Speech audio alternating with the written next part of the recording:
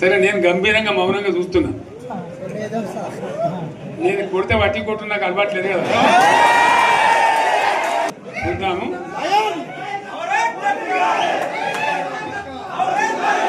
నాలుగు రోజులు కానీ అన్నట్టుగా నేను చూస్తా ఉన్నా. కానీ మనోళ్ళందరూ కూడా ప్రతిపాదిస్తుంది ఏంటంటే, ఒక సంవత్సరం జరిగిపోయింది, సంగమేశ్వర ఆన్నే పన్నది, బసవేశ్వర ఆన్నే పన్నది, పాలమూరు ఉత్పత్తుల పథకం ఆన్నే పన్నది, కాళేశ్వరం అట్లా ఎండబెడుతున్నారు, ఇవన్నీ అన్యాయాలున్నాయి. కాబట్టి ఫిబ్రవరి నెలాఖరులో ఒక పెద్ద బహిరంగ సభ పెట్టాలి, మీరు కథ చూడాలి, జరుగుతూ ఉంది.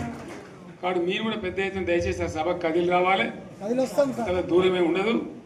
ఆ రకంగా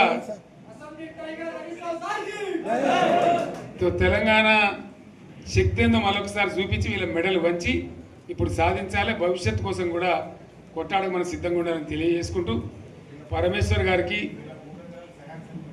అంతటి లోకమంత్రం ఇది. కోటి రూపాయల భూమి ఇప్పుడు 50 లక్షల కరెక్ట్.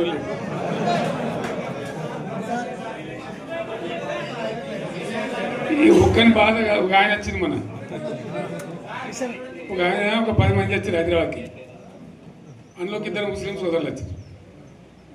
साहब सोब तबाह हो गया, इफलासी मुफलसी बच्चों क्या दबे होगा, तुम्हारा क्या हुआ बहन, तुम्हारा क्या हुआ, तुम हैदराबाद में तुम लोग बैठे, मेरा कारोबार है साहब, मेरा छोटा मोटा कारोबार है, होटल भी है, 70% गिर गया वो.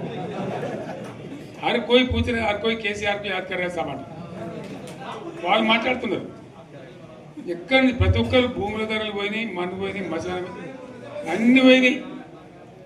ఎంత మంచిగా 4 ఎకరాల రైతు నేను 4 కోట్ల ఆసన అనుకుంటుండే, అంత ధీమా ఉంది,